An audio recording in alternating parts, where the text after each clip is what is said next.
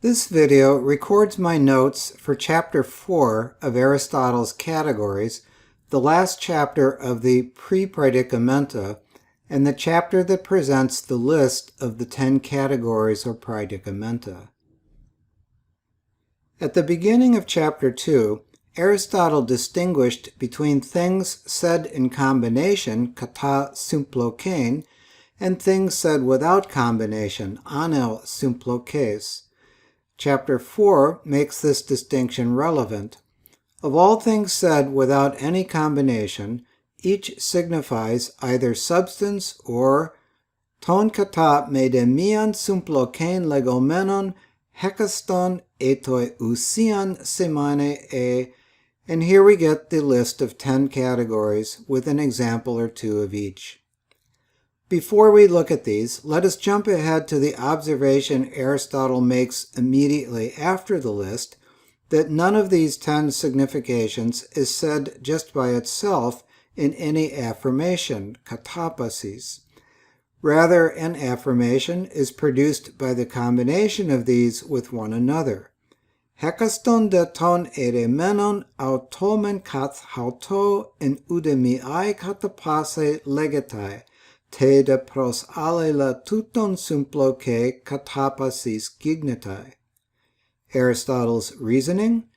Because every affirmation and negation is either true or false, but things said not in combination are neither true nor false. For example, and he repeats the 4 examples of uncombined expressions from Chapter 2, except that he substitutes here leukon for bous in Chapter 2. Anthropos, leukon, treke, nikai, an interesting mix of noun, adjective, and verbs, none of which, expressed just by itself, has a truth value.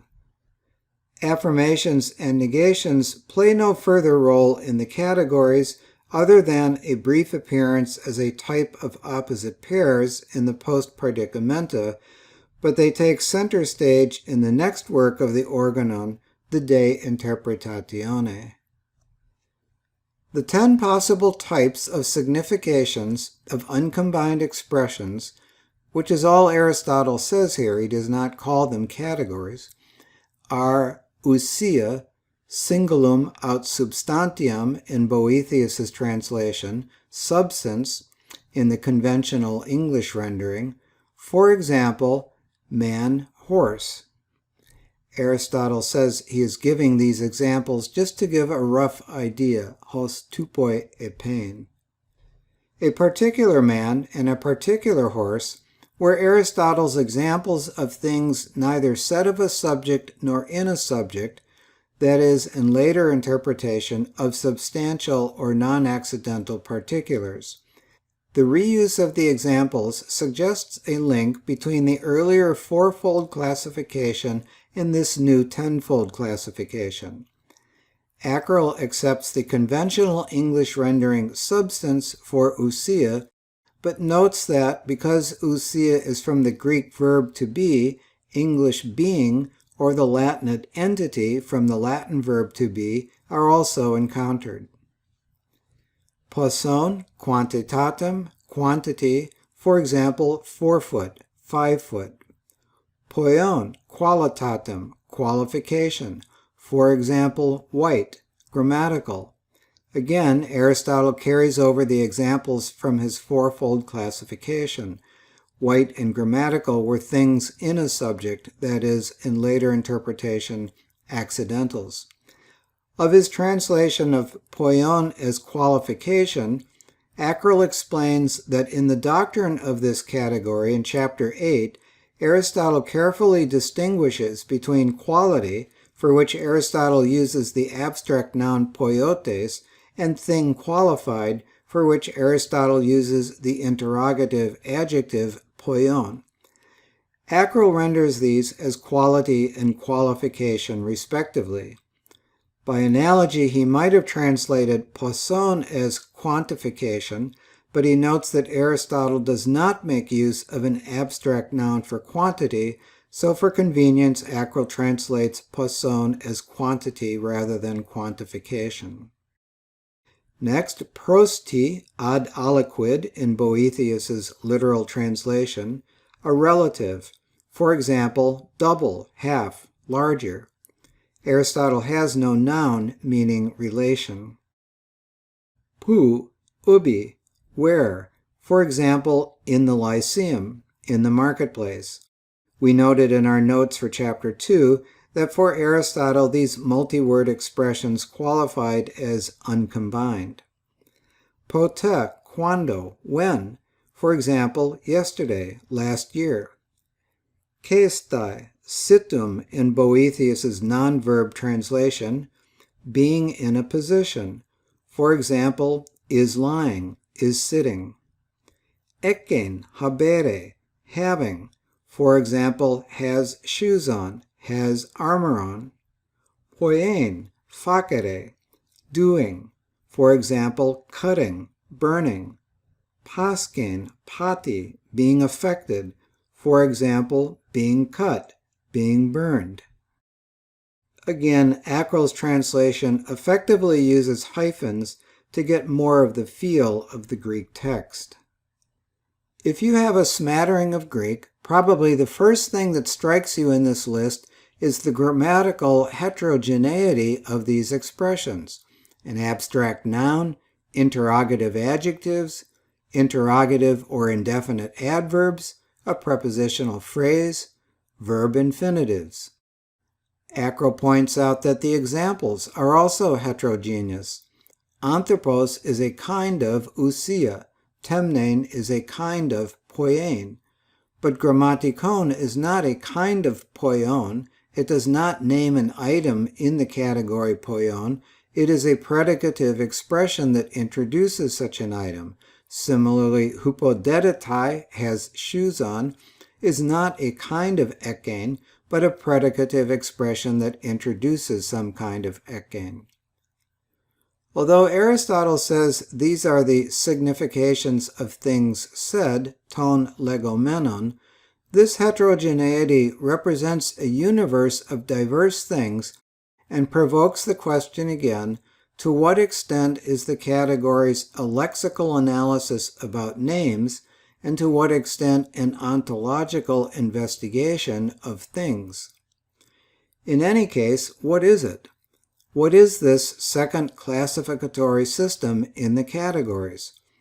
What are these 10 categories or predications, as they came to be called? Studman finds in them a synthesis of the linguistic and the extralinguistic, a classification of linguistic predicates insofar as they are related to the world in semantically significant ways. He suggests this classification is quite simply a list of highest kinds, which are also known as categories. Again, note that Aristotle himself does not say this. That there are highest kinds, Studman says, or perhaps a single highest kind, can be motivated by this fact. Take any object of our experience, a maple tree in Studman's example.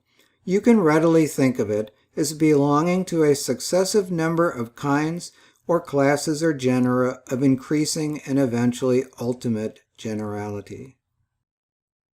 This division into successively more general kinds eventually led to the so-called Porphyrian tree, a fixture of medieval logic. Here are some examples taken from Wikipedia's article on the same. Historically, it is unclear where the diagram itself originated. Jonathan Barnes, in his edition of Porphyry's Isagoge, says the expression tree of Porphyry is not found in the Greek commentators or in Boethius. But it is commonly thought that the inspiration for the diagram comes from a passage about species in Porphyry's Isagoge. We saw earlier that the Isagoge is Porphyry's introduction to the quinque voces, genus, differentia, species, property, and accident, an understanding of which Porphyry regarded as a prerequisite for understanding Aristotle's categories. The context in the Isagoge is this. A genus and a species must be defined reciprocally, Porphyry says. A genus is what is predicated in answer to the question TSD of several items which differ in species. A species is ordered under a genus, and is that of which a genus is predicated in answer to the question TSD. A species is also what is predicated in answer to the question TSD of several items which differ in number. Then Porphyry introduces the idea of most general, most special, and everything else in between. Notice the etymology of our words general and special, by the way. In each type of predication, i.e. Aristotelian category, there are some most general items and again other most special items, and there are other items between the most general and the most special. Katekastin kategorian estintina genikotata, kai palin ala edikotata, kai metaxuton genikotaton kai ton edikotaton ala. In uno quoque praedicamento sunt quaedam generalissima, et russus alia specialissima, et intergeneralissima et specialissima alia. Most general is that above which there will be no other superordinate genus. Most special, that after which there will be no other subordinate species. Esti de genikotaton men hyper ho uk an ee alo ep anabebekos genos, edikotaton de metho uk an ee alo hypobebekos eidos. Est autem generalissimum quidem super quod nullum ultra aliud sit superveniens genus, specialissimum autem post quod non erat alia inferior species. And between the most general and the most special are other items which are at the same time both genera and species, but taken in relation now to one thing and now to another. Metaxuda tu genikotatu kai tu edikotatu ala ha kai gene kai ede esti ta auta, pros allo mentoi kai allo lambanomena. Intergeneralissimum autem et specialissimum et genera et species sunt eadem ad aliud quidem et ad aliud sumpta. This leads to the passage thought to be the inspiration for the Porphyrian tree. Ginesto de epimias categorias sapes to legomenon. What I mean should become clear in the case of a single type of predication, i.e. Aristotelian category. Substance, Aristotle's first category, is itself a genus. Under it is body, and under body, animate body, under which is animal. Under animal is rational animal, under which is man. And under man are Socrates and Plato and particular men. He ousia esti men kai aute genos. Hypodatauten estin soma, kai hypotosoma empsukon soma. Hypotos hypodatos doion logikon stoion. Hypo ho anthropos. Hypodaton anthropon, Socrates kai Platon kai hoi kata meros anthropoi. Now the process for making what became labeled the Porphyrian tree must have gone something like this. I am for the most part taking this diagram from Barnes' edition of the Isagoge.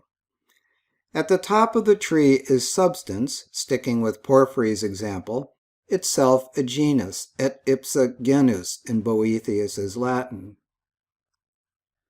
By a process known as a division, divide substance into two differentiae, corporeal and incorporeal, which become two branches of the tree. The species of substance distinguished by corporeal is body. Is there such a thing as incorporeal substance? That is a theological question we can dismiss. Divide body into the two differentiae animate and non-animate, two more branches of the tree. The species distinguished by animate is animate body. Divide animate body into the two differentiae percipient and non-percipient. The species distinguished by percipient is animal. Divide animal into the two differentiae rational and non-rational. The species distinguished by rational is rational animal. Divide rational animal into the two differentiae mortal and immortal. The species distinguished by mortal is, of course, man. The gods, by the way, are immortal rational animals. Man is the lowest species in this predication.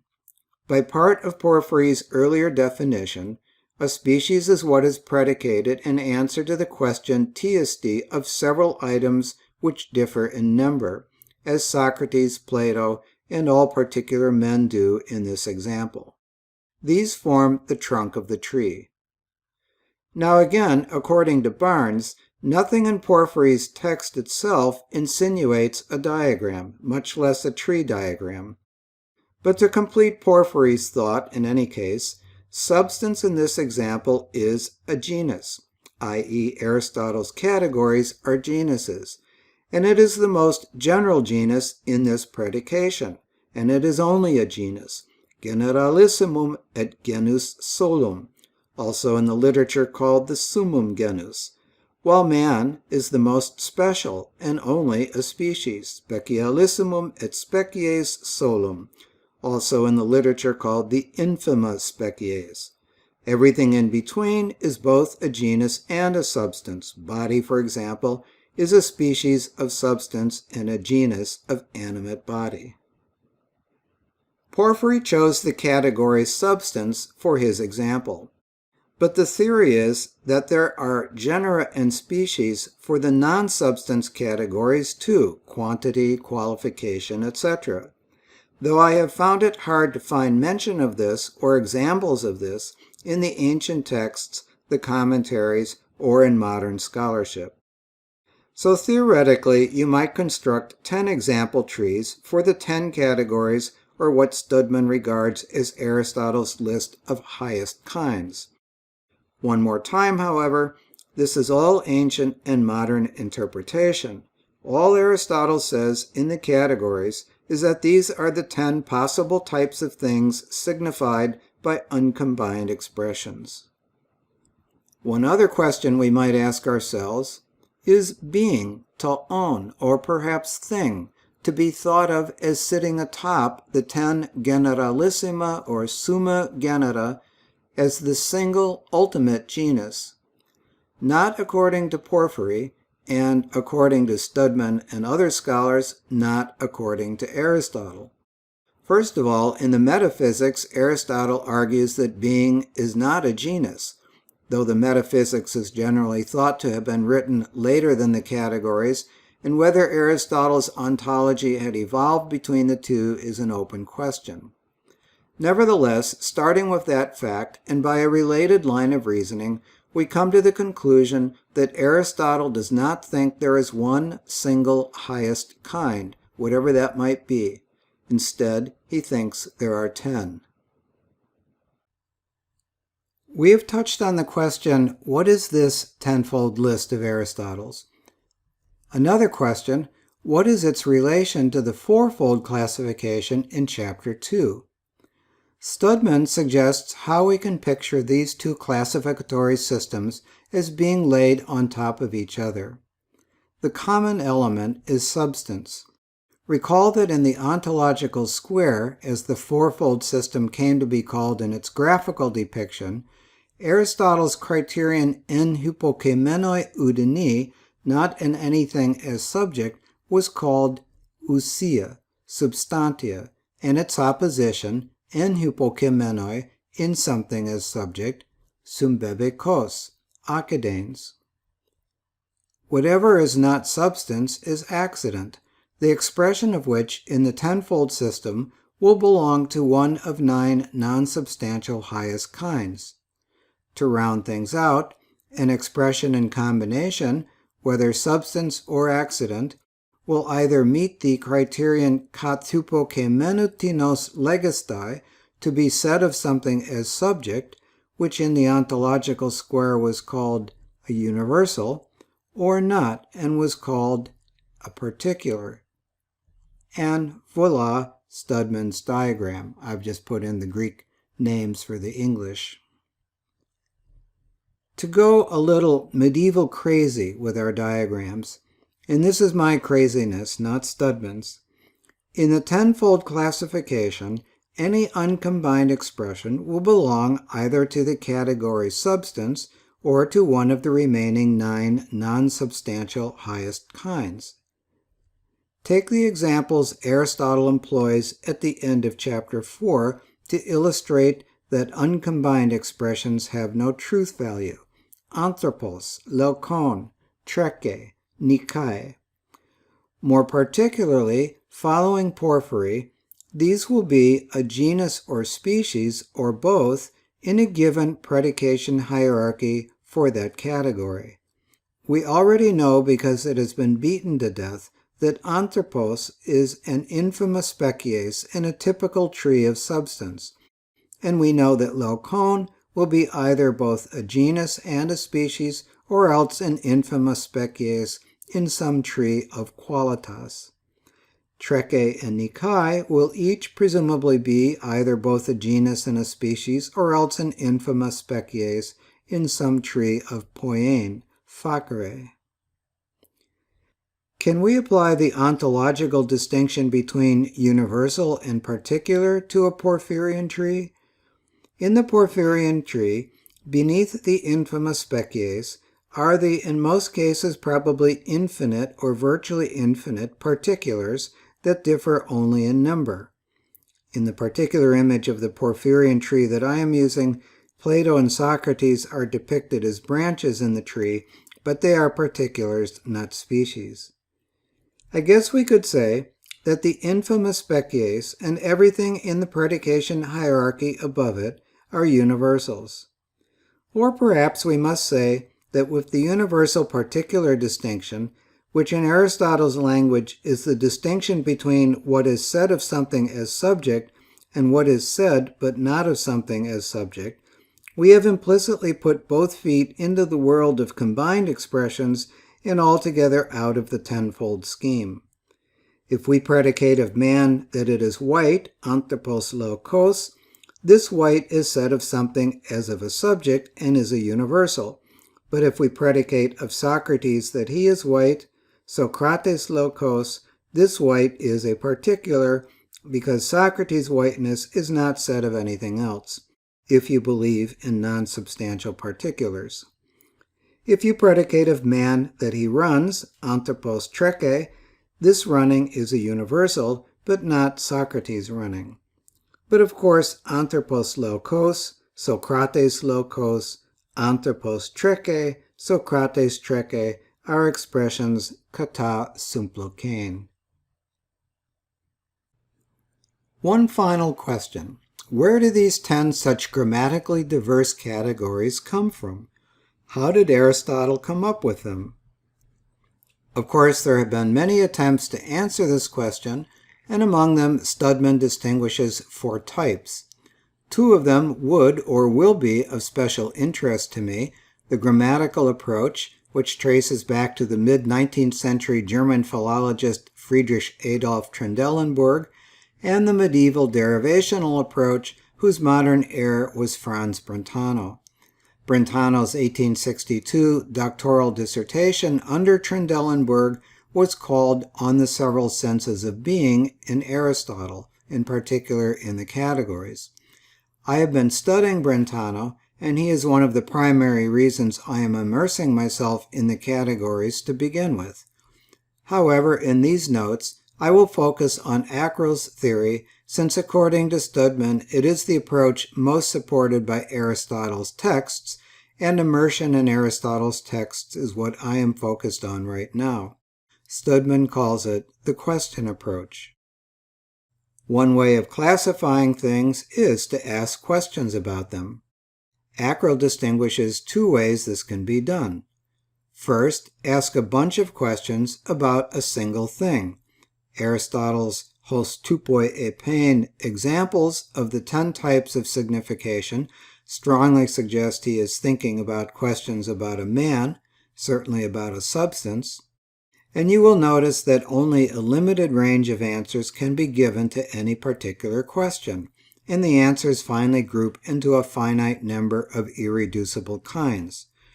This would explain certain categories, like the single-word interrogatives poson, poion, pou, pote, and the predicative form of some of his examples like grammatikon and hypodetetai. This approach classifies predicate expressions that fill in the gap Callias is blank. How big is Callias? You might say Callias is big, or Callias is small, or Callias is home. But Callias is home is not an appropriate answer to the question, how big is Callias? So the sorting of answers begins. The kinds of answers that can be given to any particular question are eventually reduced to a finite number. Or, instead of asking a bunch of questions about a single substance, ask a single question, TSD, about many things. When you get an answer, ask the question TSD of the answer. Eventually you will get, as Ackrell puts it, some extremely high genera. The first approach classified predicate expressions that fill in the gap Callias is blank. This approach classifies subject expressions that fill in the gap what is blank. To support his theory, Ackrell draws on Book 1 of Aristotle's Topics. The Topics is about how to construct dialectical deductions, or, roughly speaking, how to argue. Aristotle first establishes that arguments are constructed from 4 types of predications: definitions, peculiar properties, genera, and accidents, which he classifies in Book 1, Chapter 8, as shown in this diagram I have copied from Robin Smith's edition of Topics, Books 1 and 8. Then, in Chapter 9, Aristotle says in Smith's translation, "Now then, after this, we must distinguish the categories, tagene, of predications in which the 4 mentioned are found," meaning the 4 types of predications previously mentioned. Metatoinun tauta de diorisastai tagene ton kategorion en hois huparkusin hairetesai tetares. These are 10 in number: what it is, quantity, quality, etc. Esti de tauta ton arithmon deca, tiesti, poson, poion, and so on. These 10 are exactly those of the categories, with the interesting exception that in place of the label ousia, he uses tiesti. All the premises produced by a definition, a peculiar property, a genus, or an accident will signify one of these 10 categories. By using TSD instead of ousia, Ackrell argues, Aristotle here begins with Ackrell's first predicate expression approach to asking questions, grouping the answers appropriate to different questions about one individual substance. What is it? How big is it? Of what quality is it? Where is it? Etc. But Aristotle continues, Delon de ex auton, hoti hotiesti semainon, hotemen ousian semaine, hote de poson, hote de poion, hote de ton alontina kategorion. Smith takes hosemainon to be expression or logos and translates, "It is clear at once that an expression signifying the what it is will sometimes signify a substance, sometimes a quantity, sometimes a quality, and sometimes one of the other categories." Here, Ackrell argues, Aristotle switches to Ackrell's second subject expression approach to asking questions. In this approach, which asks TSD of many things, Aristotle cannot use TSD as the label for the first category, so uses ousia instead. Hotan mengar ek kemenu anthropu pe to ek kemenon anthropon enai estoion, TSD lege kai ousian semaine. For, supposing the example under consideration is a man, if it says that the example is a human or an animal, then it says what it is and signifies a substance. Hotande chromatos leukou ekemenu pe to ekemenon leukon enai e chroma tiesti lege kai poion semaine.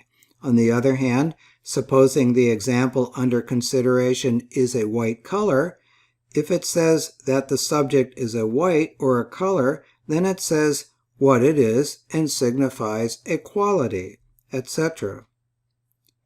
Aristotle has lists of categories in other works, but the 10 categories of the categories are only found again in this passage of the topics. Acrel notes that his two ways of questioning will produce the same results, and he notes that underlying each are important and equivalent assumptions. The first predicate expression approach assumes that a given question about a single substance determines a range of answers that does not overlap with any range of answers determined by a different question about that single substance. This corresponds to an assumption in the second subject expression approach that no item, when defined per genus et differentiam, will be found to fall under more than one highest genus. The first predicate expression approach assumes that a certain list of questions about a given substance contains all the radically different questions that may be asked of that substance. This corresponds to the assumption of the second subject expression approach that a certain list of summa genera contains all the summa genera. So, whence the 10 categories? In Acrel's question approach, could we probably easily think of questions in either of the two ways Acrel distinguishes, which would produce answers that would not seem to fit anywhere in the 10 categories?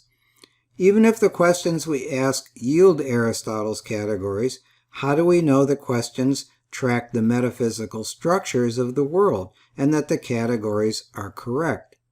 Studman does a nice job of giving the pros and cons of the 4 approaches he distinguishes. That completes our notes on chapters 1 through 4 of the categories, traditionally called the Pre-Predicamenta. Besides looking fairly carefully at Aristotle's text, we have tried to broaden our perspective by having a peek at the Neoplatonist commentators, especially Porphyry and Boethius, whose commentaries on the categories and the De Interpretatione, along with Porphyry's Isagoge and Boethius's commentary on it, essentially determined what the Middle Ages knew of Aristotle. With one exception, the controversy over non-substantial particulars, we have avoided modern scholarship other than consulting extensively Acrel's translation and notes and Studman's article on the categories in the Stanford Encyclopedia of Philosophy.